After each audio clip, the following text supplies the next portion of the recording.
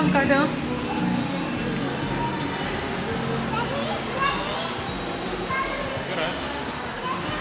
It seems to be right.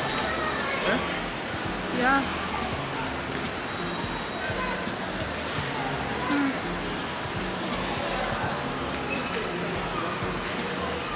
Causing the vlogger, the surrounding.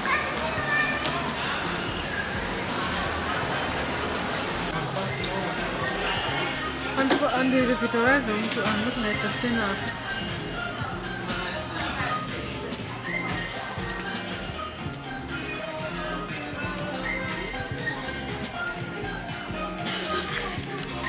So we're at the restaurant and it's so really nice. A blue, a green.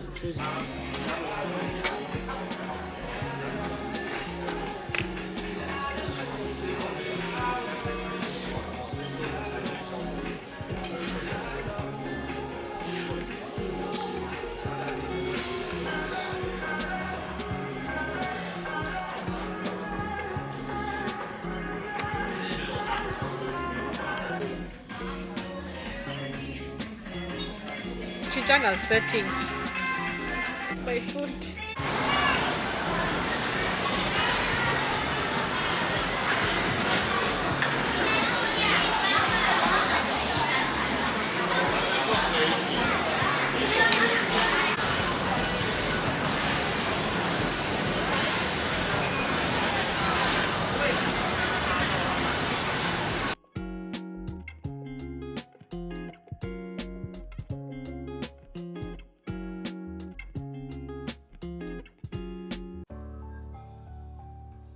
Hi guys, welcome back to my channel. I've been away for some time and it's really been a long time. I cannot blame those who have been complaining and saying that, oh, you are so scarce on YouTube. Really, I was, and I will make it up to you guys. So if you are a new subscriber, thank you for subscribing and welcome to the family. If you are a returning subscriber, thank you so much for being consistent and supporting my channel. If you like this video, please remember to like, share and subscribe. Okay, so let's get into it. So today I'm going to talk about the statement of purpose. Most people have been DMing me on TikTok, on Instagram and on WhatsApp asking about the famous essay, the TFETP statement of purpose that people need to write when applying to the program. And I just want to share and advise on a few tips that can make you ace the essay and really get an interview. Because remember, everyone can have a degree. What will determine who they pick and who they shortlist is dependent on the statement of purpose and also the teaching demo. So let's get into it.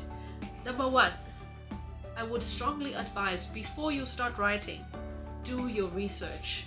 When it comes to writing essays, before you do anything, research. And luckily these days we have a lot of platforms and tools that can be used in order to enhance our learning, in order to help us find specific things and give us an idea of what is required. For example, we have ChatGPT. This is where you can go and write an essay and say, write a cover letter or write an essay for a teacher who has 10 years of teaching experience, teaching grade 1 and 2 English and life orientation or English and social studies, and has been working with this and this and that. You can be specific on how you want the essay to be and it will give you results based on that. So try that, try ChatGPT, try Google. When you search for it at Google, you can say how to write a teacher essay for applying for a job, or write a cover letter for a teaching job. Any of those search words can bring up a cover letter or a statement of purpose.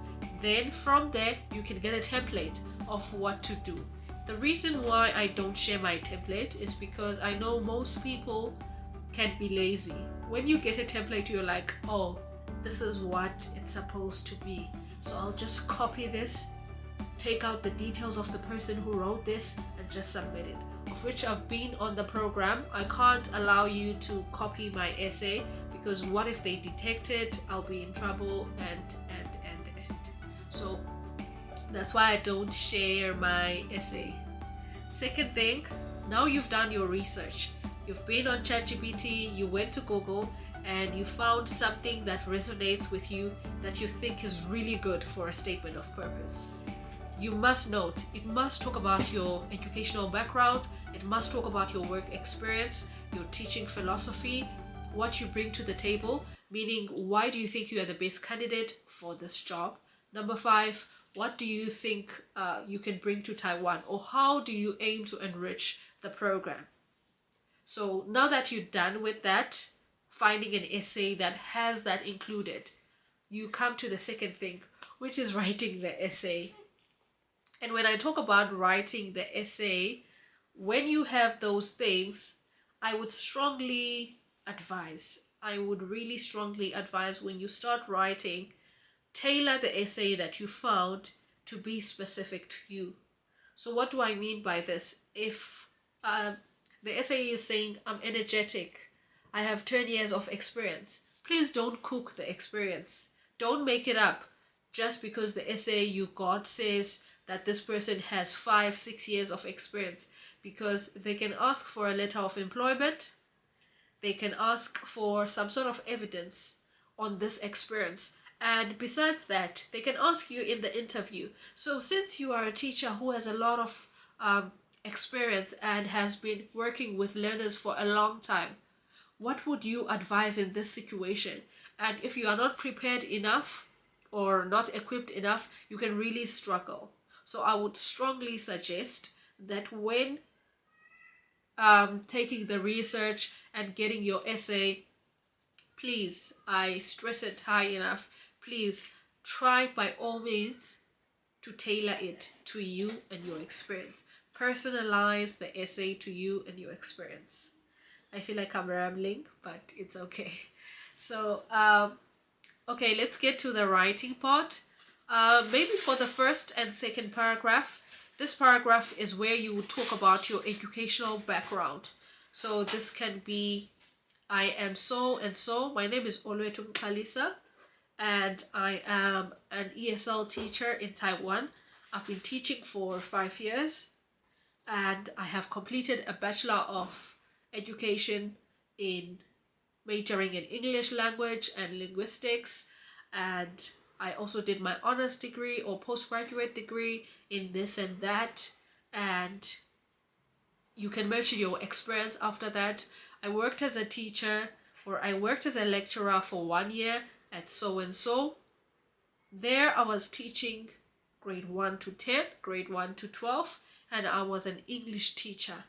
My teaching focused on this and that, teaching learners how to read, how to write, this and that. But make it brief. Your experience, make it brief, but tailor it to the job description that you read for TFETP. So in any job, you always try to read the job description so that you can have like an overview of what to write. Have an overview of what to write, and then try to tailor that in your own kind of experience. But be very detailed when mentioning your experience, and I would advise that you don't really mention experience that is not relevant to teaching. So for example, if you were not a teacher, yes, you can mention that you worked at this and this place, but when you mention your skills, talk about how it has helped you work with children, talk about your volunteering, because what's most important is the fact that you can be able to work with young learners or teenagers. So working in the logistics industry, working in corporate, and being able to handle people in meetings and whatnot, yes, it's a good skill, but it's not relevant for teaching young learners. So try to mention skills that can be relevant to teaching. Maybe that's what you do for paragraph 1 and 2.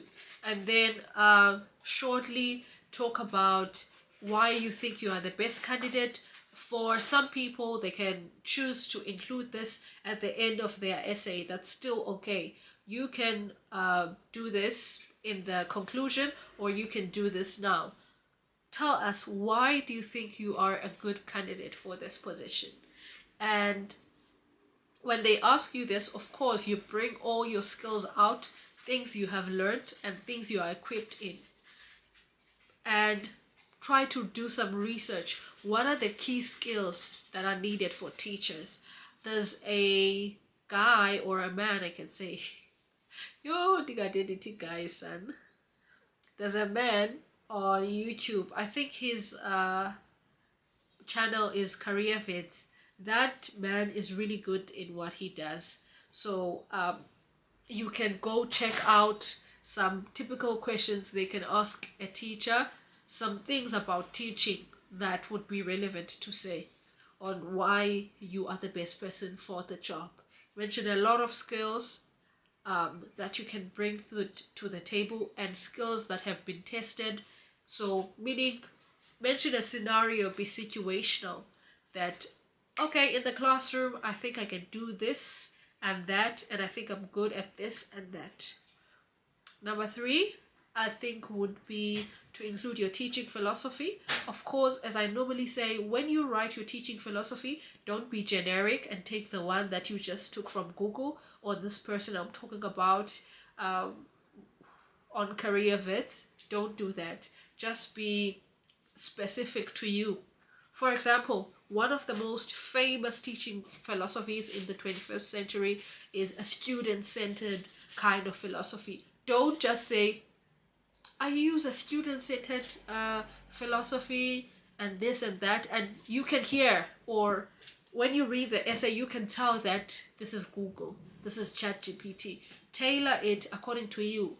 Make examples. For example, in my classroom, I want the classroom to feel like a community where everyone is free to answer a question, where everyone contributes and they have equal value. So when you mention your philosophy, try by all means for the reader or the person who's going to be responsible for reading things to be able to see that you are really passionate about this. And then after you've mentioned your philosophy, also talk about what do you aim to do when you come to Taiwan. So how do you plan to enrich the program? When you are going to write this, I would highly consider that you consider the bilingual policy 2030. Go read about it and try to tailor what you're going to say to why do you see yourself being in Taiwan? Why do you want to come here and teach? What skills can you offer to the children, to the country at large? Try to do your research and then write that out. In conclusion, remember, I think all of us have written an essay by now. If you have completed a degree and you are working, or you've just finished your 4th year in university, you've written an essay before. And the rule of essays is that you present your arguments in the body of the essay. You say your opinion in the introduction. You present your arguments in the body of the essay. In your conclusion, you mention some facts that you have mentioned before that make you a suitable candidate, but you don't come with new information. That's the number 1 tip. When you are concluding, don't come with new information. Do that, and I bet you your essay will be great. Yeah, I think that's about it when it comes to a statement of purpose. Try to make the essay not to be too academic, meaning that use simple language but not too simple. But at the same time, it mustn't be like it's a research paper, because it will be boring. So try and do that. Please leave a comment if you liked this video. And also, if you have any questions, write your question in the comment section. And also, if you want me to make a video about the demo lesson, do say that, or any idea which you have about the next video, or something you would like to know. Thank you again. I will see you next time. Bye.